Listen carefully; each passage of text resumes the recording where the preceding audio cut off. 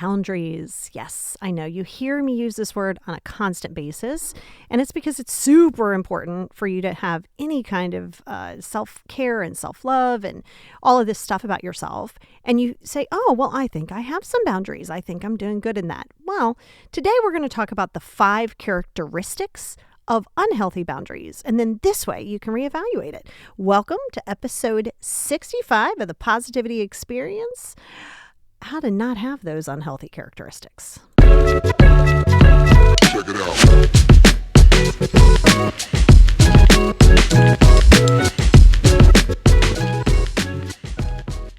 Hey everybody, and welcome to episode 65 of the Positivity Experience. I'm your host, Lori, and it is like 2 weeks away from my birthday. That means April is almost here. And we're going to have a lot of rain because April showers bring May flowers. So that we are on the road to that. And, you know, it was so funny. I was talking to a few different people this week who, slid in my DMs or that I had sessions with. And, they were really wanting me to expand a little bit more on the characteristics of unhealthy boundaries. And what exactly does that look like? And any kind of tips on shifting that. So I definitely want to jump into that. And we're going to hit all 5 of them. And I promise you there's actually more. But this is me condensing a whole lot of characteristics and trying to put them into 5. Okay. And so what we're going to do is we're going to go through each of them, and then I'll give you some, pointers, right? Because again, as with everything, and it always comes down to your acceptance, your ability to accept, your willingness to make people angry, not on purpose, but they're going to be upset, and the willingness to put yourself as a priority. So you can know it, but if you're not executing it, then you really don't know it, right? There's an old proverb that says to learn and to not execute is to never have learned. To know and not execute is to never known in the first place. So always remember that, because you can have the knowledge okay, I know what I could be doing. And you know what? I'm going to go into the gratitude journal because that's one that I do in the mornings. And as you know, I'm 365. You don't just gratitude journal 2 days a week and go, oh, okay, well, I'm doing it. Listen, you're going to probably have to build up to it. I mean, I'm a very hey, this is one thing to really make a priority. But if you have to build up to it, fine. But I just want you to know that, remember, inconsistent actions gives you inconsistent results, right? And so going into that is very relative, because you can know what you quote unquote should be doing, though I hate the word should. But you can know that, but then you're not executing it. Right? So let's talk about that. And we're going to jump into number 1 straight away. So number 1 is, and it's kind of a 2-pronged thing, is sharing too much too soon, or the other flip side of that coin is being completely closed off. So let's kind of break that down. See, and I know you've heard me talk about this before, where it's boundaries versus walls. Remember, a wall never leaves room for any growth or any healing. A wall is, I am hurt. This will never happen to me again. I am not going to let anybody do this to me. So you have to realize you think that that's protecting you. It's imprisoning you. Remember, same walls that protect, same walls that imprison, right? All about your, how you look at it. So let's go with the latter of that number 1 explanation or example. And that was being closed off. So sure, you go, okay, gosh, I don't want to share this, or what if I have anxiety? And I don't know if you heard the episode, it was way in the beginning of podcasting where Paul was on with me. And, he was talking about how, when I was, really, because he met me when I was in my healing journey, but I was still in my healing journey, right? And so, he was there with me, but stayed away enough to be okay, this is for you to process. And it wasn't up to him to make me feel better about my anxiety. So if I was insecure or wondering oh my God, I wonder why he didn't call me today, it wasn't up to him to make me feel better, right? Because it's your feelings aren't anybody else's responsibility. And so sometimes being closed off, though, because you're afraid of what somebody is going to think or say or do, or, what's the image that they're going to have. Okay. Ooh, God, we're going to talk about that too. But you can't do that. You can't stay that closed off to think that you're protecting yourself, because then you will be extremely, extremely lonely. That's why vulnerability is the key to just about everything, right? Really, vulnerability and acceptance, which acceptance is kind of like vulnerability. So when you're closed off and you're afraid to share about your past, or, kind of like what I was going to say with Paul is, had I sat on the fact that I had the anxiety, but I was like, oh my God, I don't want him to like bounce because I have anxiety. Well, that wouldn't have been good, because now I'm staying closed off. He has this fictitious idea of what this relationship could be, but I'm holding back exactly who I am. So you got to be really careful of that. Now, there is a thin line, right? There's a blurred vision there where you don't just go in, well, depends on who you are and how serious the relationship is, but you don't just go hardcore into it and be like, okay, I did this, and I do this, and it's not even so much with dating. Well, it is dating, but it's not, it can be with your friends too, right? Like you start in with the whole, oh my God, so I did this at work today, and then this happened at work, and then this person got on my nerves, and then all these things happen, and then you know what I said to them? Okay, it's like, whoa, like, okay, we don't need it to account for everything that you do, okay? And if you're sharing too much, thinking that, oh, okay, I'm going to share so much, and then people are going to know exactly who I am, and yeah, I'm going to be great. No. Now, that being said, I don't think that you, especially if you're dealing with anxiety or depression or something else, trauma, anything like that, and it's really been problematic for you, yes, that is something that you have to share. Okay, that is something you have to share. It is unfair to the person for you to just be like, okay, well, I don't want to scare them off. Okay, if they're going to be scared off by who you are day 1 or day 90, then they're not your people. Let them go. Don't be afraid to scare people off because of who you are. Okay. So there is that fine line. It's what we call the gray area. There's 50 of them. Pick like 3 and rock with it. Right. So you don't go completely shut down, but in the same token, you don't want to just go vomit all of the stuff. And then you start talking about how, you can't stand your mom and how all of these things are happening. And that's what we call complaining. Right? So you have to be careful of oversharing / complaining too much, because complaining does not do you any good. Venting, absolutely great. We all do that. We all have to vent some way or another. But complaining with no action becomes negative. Okay. So anyway, as far as a boundary goes, the way to avoid that topic of too much or not enough, again, the way you do one thing is the way you do everything. So you have to live in the gray area.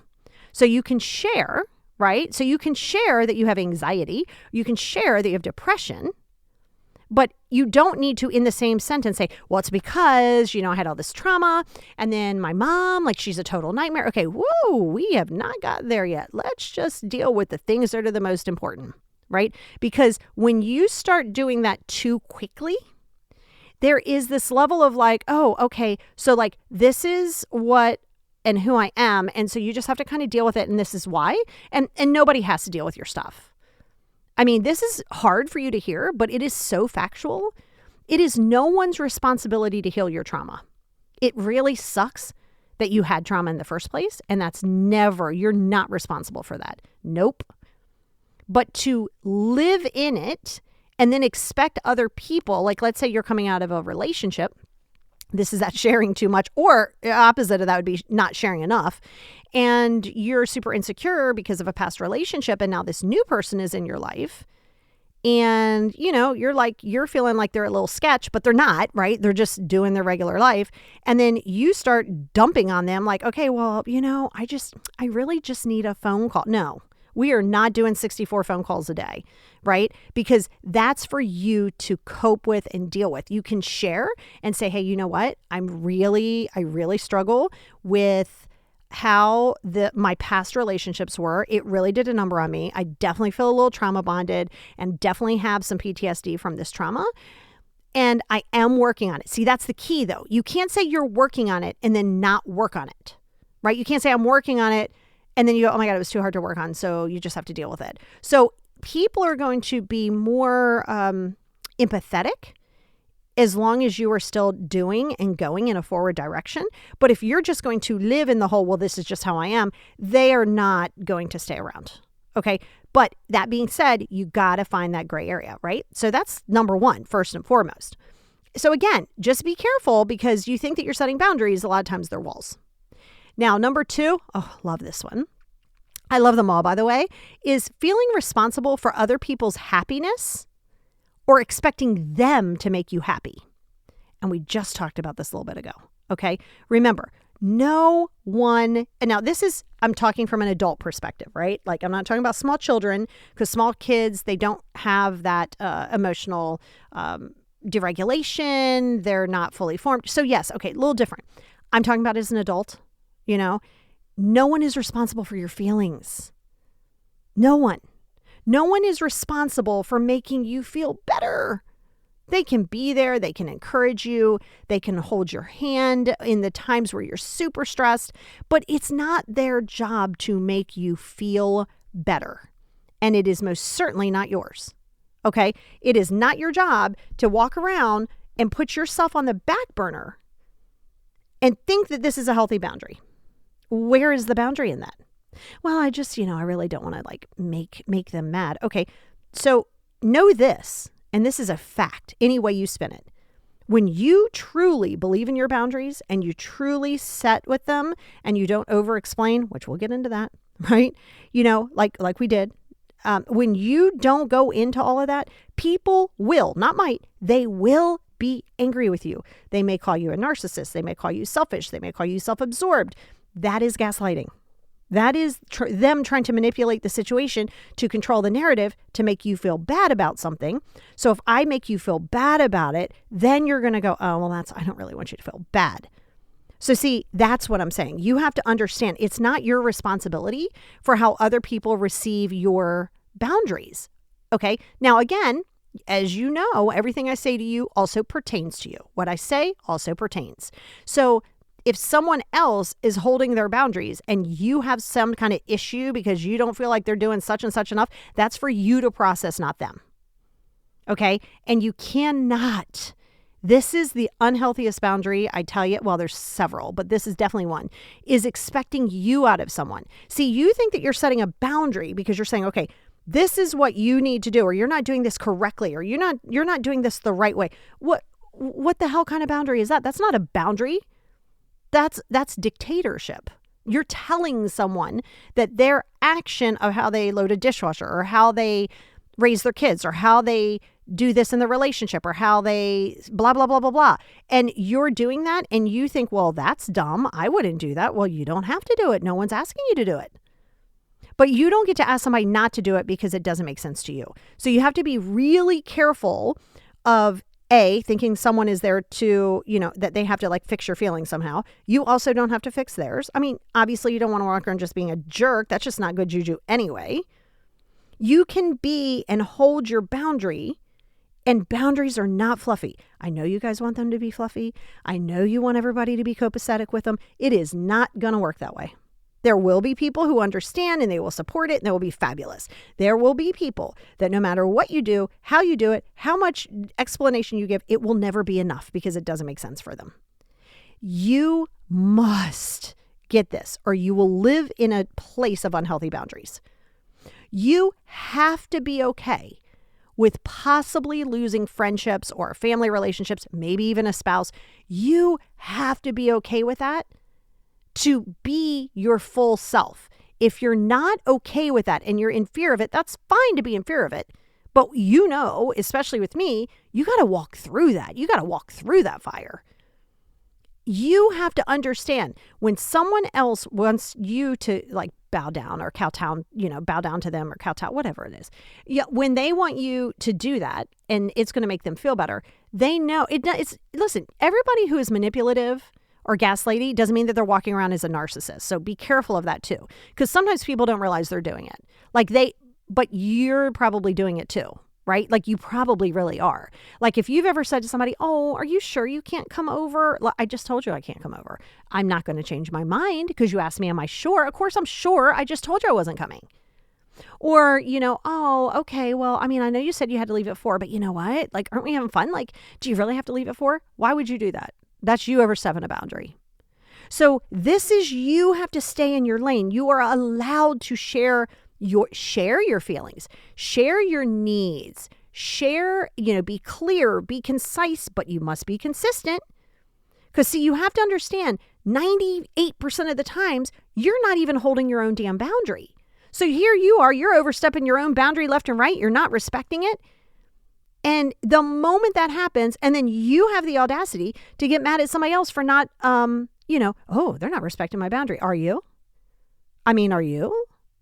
Right? Like if you are hardcore with your boundaries and you know them and you love them and you respect them, it doesn't matter if people do it or not because you're holding it. See, you can't expect someone else to hold up your boundaries and then you just utilize them when it's convenient. Like that's, again, no, that is unhealthy. Without consistency in your boundaries, that is unhealthy. Period.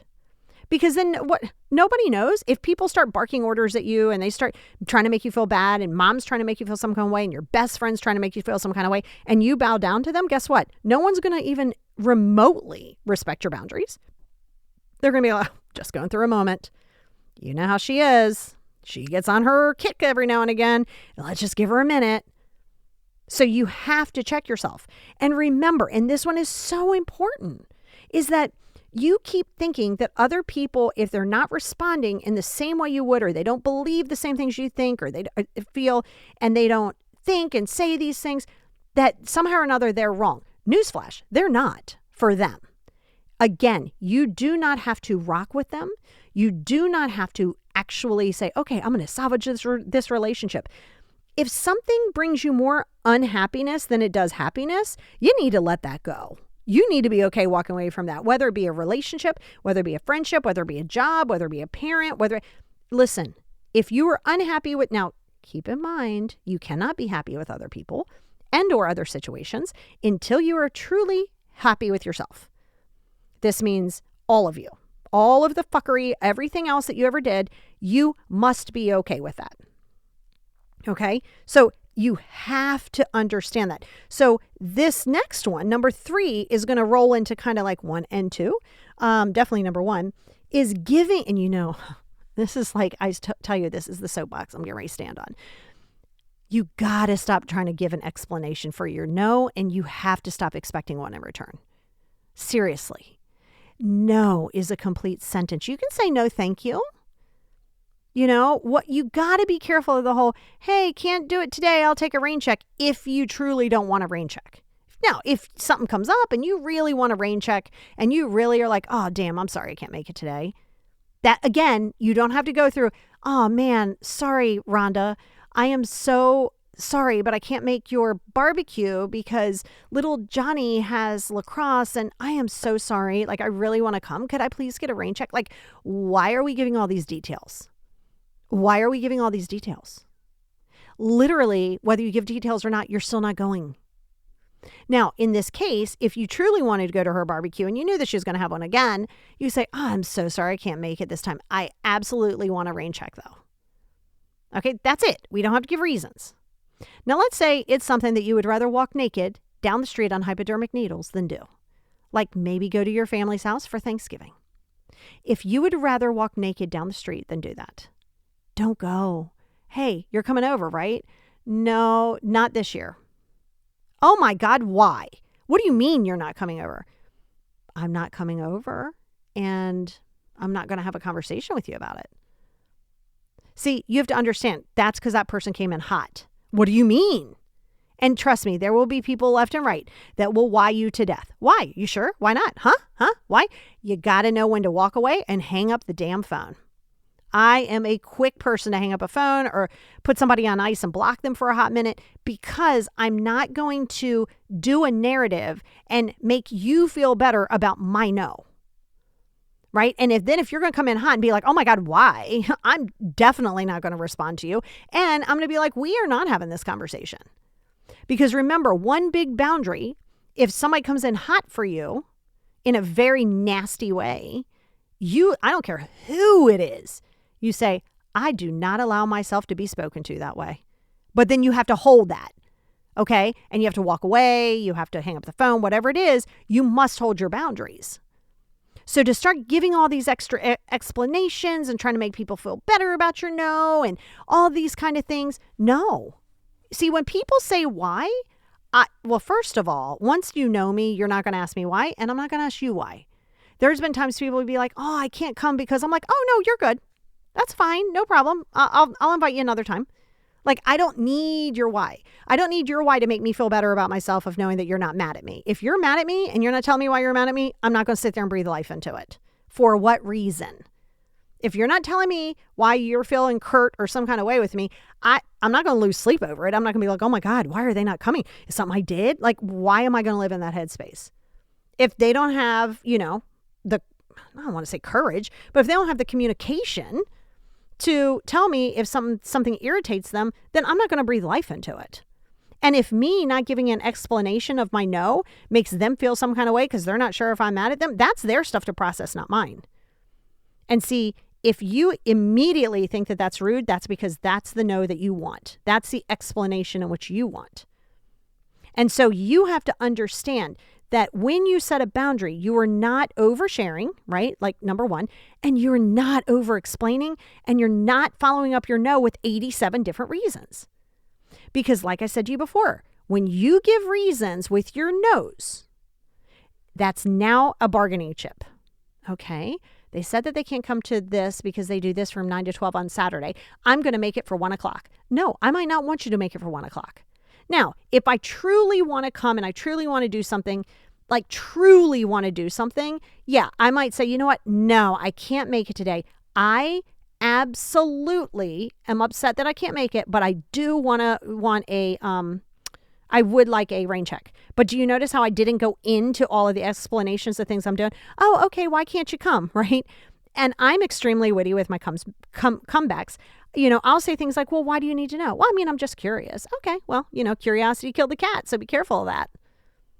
Because see, I'll come back at you. See, you have to know that when they're coming in hot, that's somebody sometimes just being nosy, right? And I think to some level, it's almost like a habit. Somebody says, no, why not? You don't even sometimes even realize you're doing it. And that's okay. That's very innocent enough. I'm sure I still do it. I'm sure everybody still does it. We just don't even realize it. We're not calculating it. But it's important that you understand that no one has to give you that explanation. And people go, yeah, but mom's going to get upset. They're just going to keep asking why. Yes, they probably will, which is why you walk away or you hang up the phone or you say, hey, listen, you know what? I'm not coming and I'm not going to give you an explanation. Or, I don't owe you an explanation. Or it depends on how, these are going to be different levels, right? So you always start from the general, hey, no, I'm not going to be able to make it. That's it, right? And if they're like, oh, okay, no problem. Good. That's it. Perfect. But if it starts getting into the why and somebody inadvertently just says why, oh, well, I have other engagements or whatever. You can say that if you want. I don't even go down that road, but whatever. And then if it's, but are you sure you can't change those plans? Now the other person is really trying their hand. No, I choose not to, and I'm not having this conversation with you anymore about it. And then if they keep pushing, don't get reactive. Hang up the phone, walk away. Stop trying to figure out their why. Stop trying to plead your case. What you don't do is go, see, you never respect my boundaries. Whoa, why are you going in hot? Now you're just feeding the bear. That's what people want, is a reaction. Remember, people cannot argue with a blank space. They can. They're not going to get anything out of it. But that's the thing. So again, you have to remember, no is a complete sentence, both for you and towards you, right? So you have to understand too that when you hold a boundary after a while, no one is going to keep questioning you, but it has to come with consistency. If you are not consistent with anything, people are going to be like, oh, you're just going through something, because we've been here before. We've been here before. You say you're not. It's kind of like if you're a parent, I'm taking your iPad away. I'm taking your iPad away. I'm taking your iPad away. You take it away. You say I'm taking it away for a week. Next thing you know, 3 hours later, they have their iPad back, right? Shit, I've definitely done that. So my point to that, though, is then nobody is going to kind of hold what you're saying from a respectful place, because they're just going to be like, oh, okay, well, I'll say yes, and then I'll just get over on you, right? That is manipulation on their part, but it doesn't mean that it's calculated manipulation, Now, number 4, this is so important, basing your identity on how other people have treated you or continue to treat you. Because first of all, they won't continue to treat you that way once you start developing your self-love and your boundaries. But for the sake of this part of the conversation and the podcast, is basing your idea. So let's say in the past, like you guys know, I've had a crap ton of trauma, like most of you out there, and so yeah, you're like, oh my God, why is everybody treating me like shit? Like every time I turn around, either this person saying this or all this person. First and foremost, and now this is from the adult perspective. Again, as a child, you don't have any control over those things, right? You're small. You need these people who are traumatizing you in your life in some way, right? But I'm talking about it more or less, as you become older. So if someone starts treating you like nasty, or they're talking down to you, or they're expecting you to accept their mood because they had a bad day, no. Everybody is responsible for their own freaking actions, regardless of how you feel. So if you're having a bad day and you come home and you start yelling at your husband, that's your problem, not his. Okay? And so you have to understand you are always responsible for your actions, regardless of how you feel.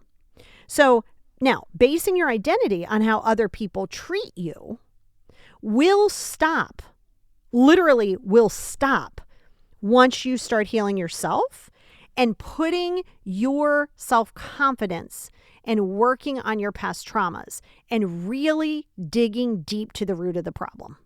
Because if you are looking at yourself and saying, I'm a loser because my family didn't want me, I'm a loser because I can't keep a partner, I am what's wrong with me? I'm broken. I'm all these things. Because you're looking at the actions in which another people is treating you and are treating you, and allowing yourself to latch onto that like it's all about you. And listen, this is deep, but I've said this to you before. The molestation and everything with my dad and other people, I was not responsible for it. But at the same token, he was going through his own stuff. He's bipolar. He was an alcoholic, all these things. Okay.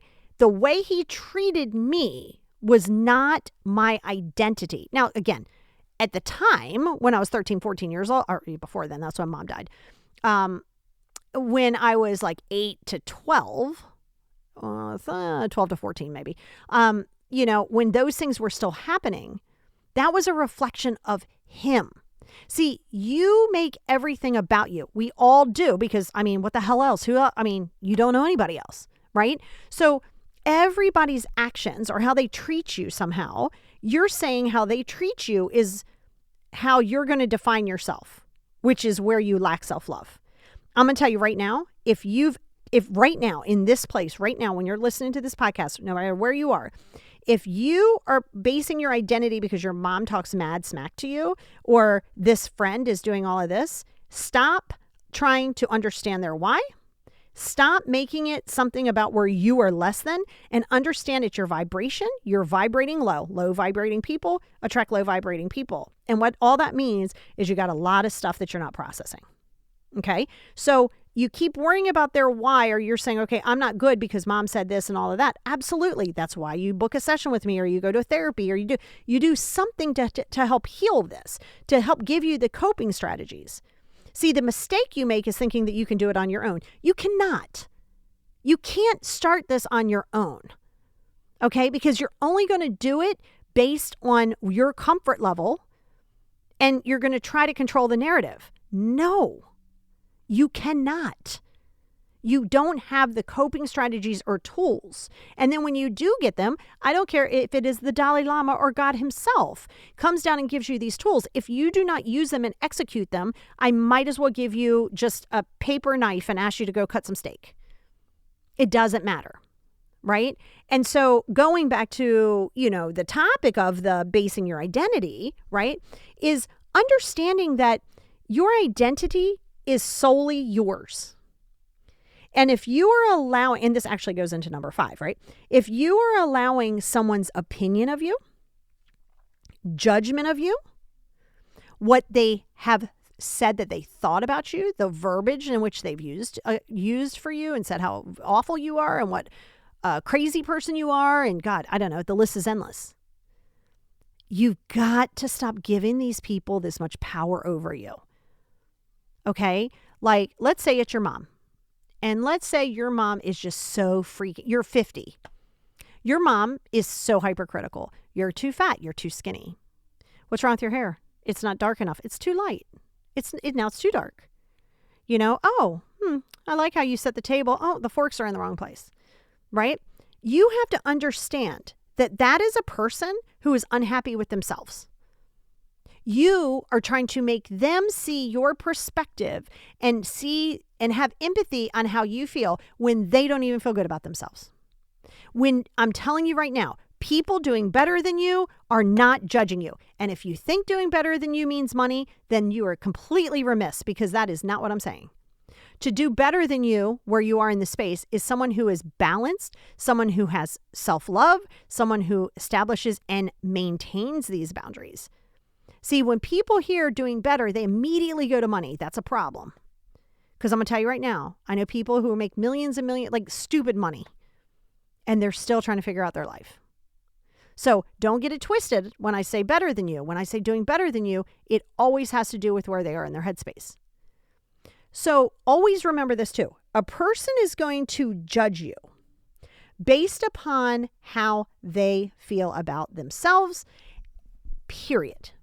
Okay? So if you find these people who watch politics, right? I would, again, rather walk naked down the street on hypodermic needles. I know what I need to know. I don't want to be head in the sand, but I am not going to entertain people and conversation about politics, because I don't really care what your point is and what side you're on. I don't care. I'm not going to waste my breath, waste my energy and time. But there are people who will. And I mean, they will watch either CNN or Fox or some other news channel, and they are committed, and they are angry about everything, and they want everything to change, and which is fair and justice. Oh my God. Okay. So if that person is stressed out, and then now you did something, said something, or made some action that they don't align with, and they are already angry in general, and I don't even mean that it just happened 5 minutes ago, but you can see how when people can't see past themselves, they judge others. Period.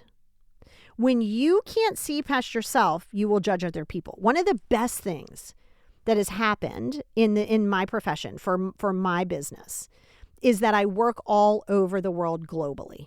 And I'm going to tell you why. Because, I mean, I'm here in the States. I was raised in a very, not strict, because it was definitely a shit show, but I was raised in a very like Southern Baptist type environment, which again, I do not practice now. And it was just so much judgment, so much expectation. I didn't know what I didn't know, right? So you have to understand, when I was growing up, it was very much like, this is right, this is wrong, this is how it is, period. Yeah, that's way narrow-minded, and it just was not going to work for me. And I didn't know what that looked like. So now that I've done this as a profession for some time now, I get to talk to people of different religions, different cultural and ethnic backgrounds, different ways of life, different ways of balance, different ways of relaxation, different ways of, you name it. I am in love with everything. I just am, because I get to see things. And even if I go, that wouldn't work for me, that's not something that I really align with, I can appreciate hearing someone else without judgment and without anger. Why can I do that? Because I'm practice very much a Buddhist / various earthy, naturey kind of stuff. I practice that. And I have good self-love, and I feel confident because I practice it every day. Do not ever think, oh, Lori's got it completely together. No way. No, ma'am. Nope. Get that completely out of your head. Because if I do not practice what I preach 24/7, well, you know what I mean, within whatever it is I'm doing, 365 a year, every single day, I do backslide.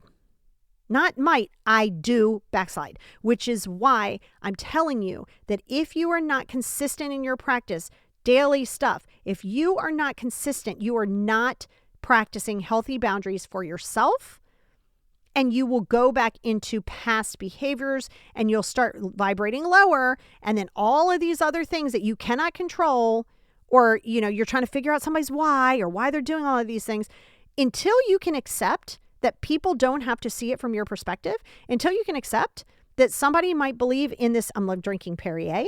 I know, sounds super fancy. If somebody could be like, I'm going to worship this Perrier can. Okay. Do you, boo? Like, you're fine. I'm not going to sit there and try to convince you my way is the right way, because you obviously seem fine where you are. Why? I don't care. Go do you. That's great. Find joy. But see, you can't do that until you're good. Right? So, and I've had people say, well, like, like my oldest daughter, the one that I gave up, but we still do get to chat and stuff. We talk on Instagram. Do you worry about them, like her and Bugsy and, Sienna and, all of the stuff Sienna's gone through? No. I mean, I'm a mom, right? So you're going to have certain levels of worry. But, okay, so when that worry comes up, I go, okay, is it something I can do? Okay, if there's something I can do, I'm going to do it. Is it something that I can control? Probably not. So I got to let that go. I have to sit in acceptance of that. See, you're trying to prevent people, and this is a huge, you screwing up somebody else's boundaries. Let me tell you how you screw up other people's boundaries right here. You are trying to inflict your autobiography of the stuff that you've gone through onto somebody else, a kid, a family member, a friend, whatever. You're trying to inflict that so the other person does not have to go through that pain. You have to stop that. You can't prevent someone's journey. So sure, you give them the knowledge. You give them the knowledge of why they shouldn't do heroin. You give them the knowledge of, stranger danger. You give them the knowledge and you show them and you educate them. Absolutely. Yes, yes, and yes. But what you don't do is go, okay, oh my God, they're going to go to a party. Oh my God, what if they get super drunk? Oh my God, that's going to happen. And then what's going to happen here? And oh my God, I don't know if I can do that. And, okay, so now you've made this about you. Yes, you want your loved one to be safe, but you've also made this about you, how you feel. And that's where I need you to understand. That's you overstepping somebody else's boundaries. If somebody doesn't have their own autonomy, meaning if someone doesn't have a life outside of you and is able to figure out like who they are as a person, okay, and they don't have that, that's not healthy. Because I'm going to tell you right now, there's such a thing as being too sheltered. I promise you, I see it. I see it and I see it. And then you go, oh my God, how did this person get pregnant at 19? Well, because they couldn't go anywhere. They couldn't do anything. It's not me telling you how to parent. I'm simply saying be very careful of being overprotective and inflicting your own autobiography, because that's you having not even respecting somebody's boundary because they may not even know that they have it yet, and you're overstepping it. So now that's unhealthy. So, again, just to kind of recap, because they all do kind of go hand in hand, right? So I don't care that you say to yourself, hey, you know what? I have boundaries. Okay, great. Are they healthy though? Right? Because you can't have a boundary that you're not holding, number one. If you're worrying so much about, them making a decision for you because it makes them happy. Well, mom really wants me to be a doctor, so I'm going to be a doctor. Why are you doing that? Why are you doing? Why? For her to be happy? Then what? So then you're miserable. Fine. Let's say you're some amazing doctor. You're making like $3 million a year, but you hate it. You would rather be painting shells in Costa Rica and selling them for $5 a piece. But nope, you're not going to do that because you don't want to hurt people. Okay. That's you not respecting your own boundary because you don't even have one. So you have to really decide if you want to take inventory on your boundaries. Because when I talk to you boundaries, I'm not just talking about no as a complete sentence. Yes, it is, but that's not the only thing. You have to respect other people's boundaries as equally as you want to hold your own. Which means you're going to have to give up some control here. You're going to have to. You're going to have to be vulnerable. You're going to have to know when to not. Everything is not a stage 5 issue. Okay? You have to understand that. You are not responsible for other people's happiness and or their feelings. And they don't owe that to you, right? So yes, communication, absolutely. Oh my God, communication is a secret key to everything. But communication should not come with expectation. Hey, okay, I'll give you an example, right? I realize this is like a lot longer, but I'm here now. So here's the deal. I told you, Paul and I, we did the 5 love languages like years ago, like 8 years ago, whatever. And maybe even more. And mine, after I did all of the numbers in the back, and I do not just go online and take the test, okay? Don't. Get the book, read the book. It's really good. It's not a hard read. It's not a long book, but it's good because it gives you different examples of different people who were coming in to see this doctor, the person, And then they were able to kind of like help them through different things. So in the back of the book, at the end of the book, there's this quiz, right? And it's like ABCD or whatever. And ABCDE, I guess, because there's 5 love languages. And so I did it on a separate piece of paper because I didn't want to write it in the book. And then once I wrote it down, I folded it up, waited till Paul took his test, read the book, did his test, which was like a month after. It was fine. And then we changed things. And I told you my number 1, right, because it's going to go 1 to 5. My number 1 is acts of service. His number 1 is words of affirmation. Okay? So I'm acts of service. You could sit there and bring me diamond rings, which, I mean, I'm here for it, right? You can give me Camus wine. I'm here for that too. But the reality is I like acts of service. Let me see you doing something. And I don't mean always busy. That's not what I mean. Doing something can be like, hey, let's, decide on some paint colors and I'm going to go paint. Like I just want you to help me pick it out or whatever. Like, so acts of service isn't always him having to be active and busy. But I don't want to have to sit there and be like, the grass needs to be cut. The grass needs to be cut. Well, first of all, I wouldn't do that because that's just not my personality. I'd let that shit get up higher or I'd just go do it my damn self. But that's just my personality.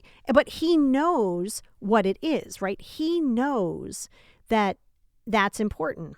So he makes a little bit more of an effort. Is he as efforted as I would like for it to be? Sure. No. Am I holding on to worry about that? No. Now, his is words of affirmation, which means even if I haven't asked him to go cut the grass and I think it looks beautiful, I do come in, and even if I'm like, okay, well, that's kind of your chore and I have different chores and you have, I want to be like, well, this is your journey. This is your role. This is what you do because it's important for him. So I go, oh, babe, grass looks great. Okay. It takes me no effort because we communicate that. Now, that being said, don't think just because that we share that communication that everything he does has to fit that narrative and everything I do has to fit that narrative. It's simply a guideline.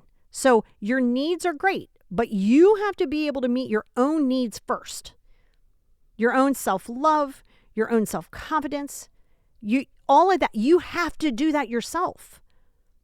Because then you listen, we're not islands, right? Like we're not just an inanimate object. Yes, we do need social interaction, but healthy social interaction. And healthy social interaction is not wrapped up in codependency and expectations. So know that communication is good, but if you're expecting something out of the communication to only be me, my, I, then you got to pump your brakes and realize once again, you're overstepping somebody's boundaries. Okay, so those are just 5 characteristics with a little slash bonus at the end there. And I want you to really sit and say, okay, wow, like, am I doing these things? Like, what am I afraid of? Like, oh, I'm afraid that this person might get mad. Okay, so what if they do? Well, then it's just going to be harder for me and then mom's going to be upset. Okay, well, why are you going to entertain that?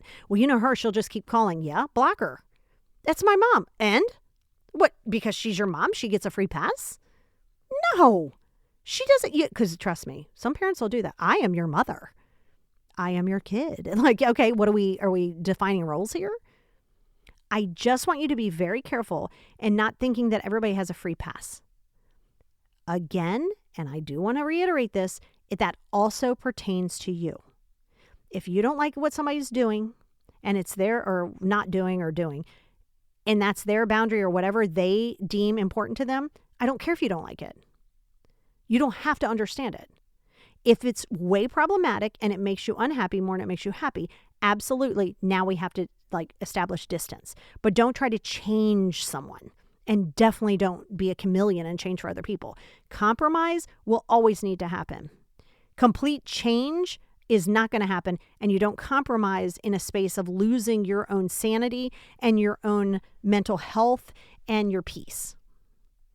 So this week, I would love for you guys to really sit down and say, okay, in these areas, which of these characteristics am I struggling in? Then I'd like for you to dig a little deeper with that. Okay, why does it bother me? Okay, because somebody's going to get mad at you, blah, blah, blah. Why does that matter to you? Ask yourself that, right? And so this is how we do this. This is called getting to the why beneath the why, because what you sometimes think the issue is really just a symptom or a branch of the rooted issue. Okay. So I love you guys. I know it went a little longer today, like 45 minutes, but I definitely was kind of like in the vibe with it because I talk boundaries. It's a big love language for me, boundaries and self-love. And I love you guys, and I hope that you guys have a ridiculously amazing week. Check it out.